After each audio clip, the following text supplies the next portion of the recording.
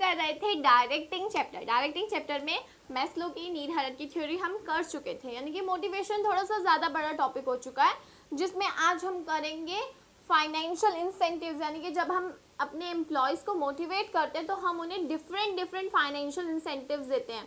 Financial incentives का मतलब क्या होता है, मनी टर्म्स में हम उन्हें इंसेंटिव्स देते हैं और उन्हें मोटिवेट करते हैं कि भाई काम करो अच्छी तरीके से, और उससे वो क्या होते हैं, मोटिवेट हो जाते हैं कि नहीं भाई अच्छा पैसा मिल रहा है तो क्यों ना हम काम करें। राइट गाइज, तो सबसे पहले फाइनेंशियल इंसेंटिव्स में हम उन लोगों की नीड को सेटिस्फाई करते हैं जो कि हम लोगों फाइनेंशियली हमें पैसा क्यों चाहिए, क्योंकि सारी नीड्स हमारी ना ज़्यादातर पैसों से ही पूरी होती है। लाइक हम लोगों की फिजियोलॉजिकल नीड, रोटी कपड़ा मकान से लेके हमारी सेफ्टी सिक्योरिटी नीड, सारी हमारी किससे पूरी होती है, फाइनेंशियल से, यानी कि मनी टर्म्स में। और सबसे ज़्यादा एक चीज़, हमें जो एक पावर चाहिए होती है, हमें जो एक स्टेटस सिंबल चाहिए होता है, वो भी हमें कहाँ से मिलता है, जब हमारे हाथ में खूब सारा पैसा आ रहा होता है। राइट गाइस, तो फाइनेंशियली यानी कि साउंड होना, फाइनेंशियली पावरफुल होना बहुत ज़रूरी है। सही कह रही हूँ ना, आज के टाइम में तो ये चीज़ हम अपने आसपास हर जगह देखते हैं। तो फाइनेंशियल इंसेंटिव्स ना बहुत अच्छी तरीके से मोटिवेट करते एम्प्लॉयज़ को और हर किसी को। तो सबसे पहले स्टार्ट करते हैं कि कैसे एक बिजनेस अपने एम्प्लॉयज़ को मोटिवेट करते हैं फाइनेंशियली। तो सबसे पहला होता है पे एंड अलाउंसेस, यानी कि अपने एम्प्लॉयज़ को मोटिवेट करने के लिए सबसे पहला पे एंड अलाउंसेस, यानी कि जो हम उन्हें सैलरी देते हैं वो हमें एक अच्छी सैलरी देनी चाहिए। तो देखो, जब भी आप किसी कंपनी में काम करते हो ना, अगर आपकी सैलरी अच्छी नहीं है, बाकी वो आपको कार प्रोवाइड कर दे, कुछ भी कर दे, आप खुश नहीं होते। जो हमारी बेसिक चीज़ होती है ना, वो होती है हमारी सैलरी, कि भाई हमें सैलरी अच्छी मिलनी चाहिए। अगर एक मन में रह जाए ना यार सैलरी कम है, और भले ही बंदा वो कह रहा है कि कार से अप डाउन करना आप हम प्रोवाइड करेंगे, हम खुश नहीं होते। तो सबसे पहले जो हमें चीज़ मोटिवेट करती है फाइनेंशियली वो होता है हमारा पे एंड अलाउंसेस। तो हर एक पर्सन को, जो भी एम्प्लॉयज़ को, हर एक कंपनी ही जब अपने एम्प्लॉयज़ को मोटिवेट करती है तो सबसे पहले किस चीज़ पर ध्यान देती है, उसकी सैलरी पर, क्योंकि सैलरी अगर सही होती है तो आगे की सारी चीज़ें सही होती है। तो salary system consist of regular increment in the pay every year and enhancement of allowances from time to time. और उसमें हम टाइम टू टाइम क्या करते रहते हैं, इंक्रीमेंट करते रहते हैं। अलाउंसेस होते हैं डिफरेंट सैलरी के पार्ट्स जो कि फाइनेंशियल टर्म में दिए जाते हैं। सेकेंड चीज़ आती है गाइस प्रॉफिट शेयरिंग, यानी कि एक और तरीका जिसमें हम लोग अपने एम्प्लॉयज़ को मोटिवेट करते हैं, दैट इज प्रॉफिट शेयरिंग। यानी कि हम उन्हें मोटिवेट करते हैं कि आप अच्छा काम करोगे तो जितना प्रॉफिट होगा उसका 5% 10% हम अपने एम्प्लॉयज़ के साथ शेयर करेंगे। तो हमारे एम्प्लॉयज़ क्या होते हैं, मोटिवेट हो जाते हैं, वो उस काम को सीरियसली लेने लग जाते हैं, क्योंकि उन्हें पता है कि भाई हम जैसे जितना ज़्यादा काम करेंगे उतना ज़्यादा प्रॉफिट होगा और कंपनी हमारे साथ उसे शेयर करेगी। थर्ड आता है गाइस को पार्टनरशिप, जिसे स्टॉक ऑप्शन भी कहा जाता है। इसका क्या मतलब होता है कि आप अपने बिजनेस में उसको इन्वॉल्व कर रहे हो, उनको पार्टनरशिप दे रहे हो। कैसे?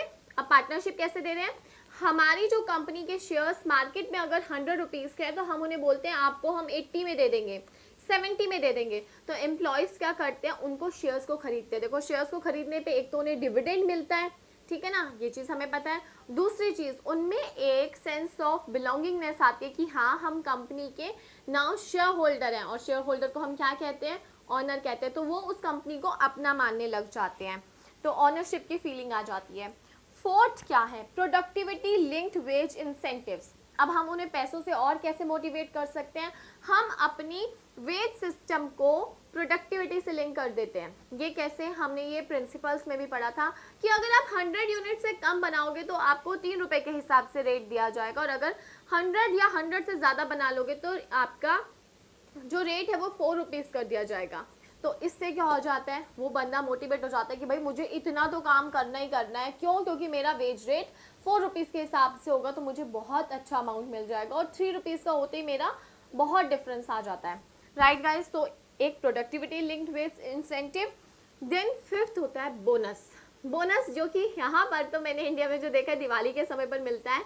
तो बोनस जो होता है वो भी हम लोगों को मोटिवेट करता है, क्योंकि हमें पता है ये वेजेस एंड सैलरी के अबव दिया जाता है। क्या लाइन लिखी है, देखो, bonus is an incentive offered over and above the wages and a salary to the employees. तो बोनस हमेशा इंडिया में तो जो मैंने देखा है सैलरी कह रही, दिवाली के समय पे बोनस दिया जाता है। बोनस में बहुत अच्छा खासा अमाउंट दिया जाता है, जिसमें आपकी सैलरी दी जाती है, यानी कि फुल सैलरी आपको एज अ गिफ्ट दी जाती है, तो उसे बोनस कहा जाता है। यानी कि आपको सैलरी तो मिलेगी प्लस डबल सैलरी हो जाती है आपकी उस मंथ में, तो उसे बोनस कहा जाता है। तो एक बोनस भी होता है जिसमें आपको मोटिवेट किया जाता है। उसके बाद है रिटायरमेंट बेनिफिट। रिटायरमेंट बेनिफिट भी आपको मोटिवेट करते हैं। कैसे? एम्प्लॉयज़ को मोटिवेट करते हैं। कैसे करते हैं रिटायरमेंट बेनिफिट? रिटायरमेंट बेनिफिट में गाइस आता है जैसे पेंशन हो गया। पेंशन होता है ना कि लाइक आप जॉब छोड़ दोगे तो भी आपको पैसा मिलेगा, राइट। इसी तरीके से एक होता है ग्रेच्युटी। ग्रेच्युटी मतलब क्या होता है? जब आप किसी कंपनी में 5 साल से ज़्यादा काम करते हो तो जब आप उस कंपनी को छोड़ के जाते हो तो कंपनी आपको एक फिक्स्ड अमाउंट देती है।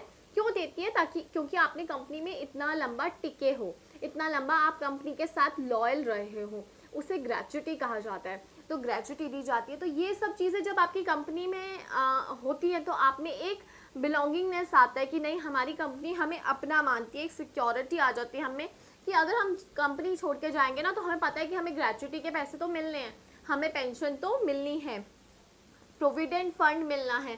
पीएफ तो जनरली हम लोगों को पता है कि हमारी सैलरी में से कटता है, प्लस एम्प्लॉयर भी देता है, तो एक तरीके से वो भी एक अच्छा खासा अमाउंट बन जाता है। तो जब हम कंपनी छोड़ते हैं तो हमारे पास एक अच्छा खासा अमाउंट होता है गाइस। तो ये भी एक रिटायरमेंट बेनिफिट जो है वो हमें मोटिवेट करते हैं। क्यों? जिस कंपनी में रिटायरमेंट बेनिफिट्स नहीं होते वहाँ पे हमें लगता है कि यार कुछ खास अच्छा फ़ायदा नहीं हो रहा। जिस कंपनी में रिटायरमेंट बेनिफिट्स होते हैं तो हमें वहाँ पे लगता है कि नहीं यार एटलीस्ट सिक्योरिटी तो हमें इस कंपनी में मिल रही है। उसके बाद है परक्विजिट्स। परक्विजिट्स क्या होते हैं गाइस? ये टैक्स का वर्ड है, इनकम टैक्स का। परक्विजिट्स होते हैं जब हम अपने एम्प्लॉयज़ को डिफरेंट बेनिफिट्स देते हैं। कैसे? जैसे उनके बच्चों की एजुकेशन का खर्चा उठाकर, अपने एम्प्लॉय को कार प्रोवाइड करके, फ्री कार प्रोवाइड करके कि लो कार आओ जाओ ऑफिस में, या फिर हम उन्हें हाउस प्रोवाइड कर देते हैं। तो इन सबको परक्विजिट्स कहा जाता है और ये इसे फ्रिंज बेनिफिट्स भी कहा जाता है, such as a car allowance, housing, medical aid, education to the children, जो कि हम उन अपने एम्प्लॉयज़ को प्रोवाइड करते हैं। और ये भी अपने एम्प्लॉयज़ को क्या करते हैं? मोटिवेट करते हैं, क्योंकि उनको लगता है कि भाई हाँ हमारी कंपनी हमारे डिफरेंट तरीके के खर्चे क्या कर रही है? उठा रही है। हमें कार का आने जाने का खर्चा करने की ज़रूरत नहीं, हमें कार मिल रही है, ठीक है ना। तो ये चीज़ आ जाती है। हमारे अपने बच्चों की एजुकेशन का खर्चा हमारी कंपनी उठा रही है। तो ये भी क्या करते हैं? मोटिवेट हो जाते हैं। मतलब एक फाइनेंशियली हम लोग मोटिवेट हो जाते हैं, क्योंकि हमारी फाइनेंशियली जो हम खर्चा करेंगे वो कौन कर रहा है? अब हमारी कंपनी कर रही है। तो गाइज इससे भी मोटिवेट होते हैं। तो 7 तरीके हैं इधर बुक में। First one is pay and allowance, second is profit sharing, third is co partnership and stock option, fourth is productivity linked wage system incentive, and fifth is bonus, six is retirement benefit and seventh is perquisites. तो ये 7 financial incentives हैं जो कि company अपने employees को provide करती है, ताकि एम्प्लॉयज़ में एक मोटिवेशन रहे, एक सेल्फ जो है इंटरेस्ट बना रहे, उसका इंटरेस्ट बना रहे, किस में बना रहे? कंपनी के अंदर। तो गाइज ये थे 7 बेनिफिट्स या 7 इंसेंटिव्स ऑफ मोटिवेशन जो कि फाइनेंशियली। Thank you.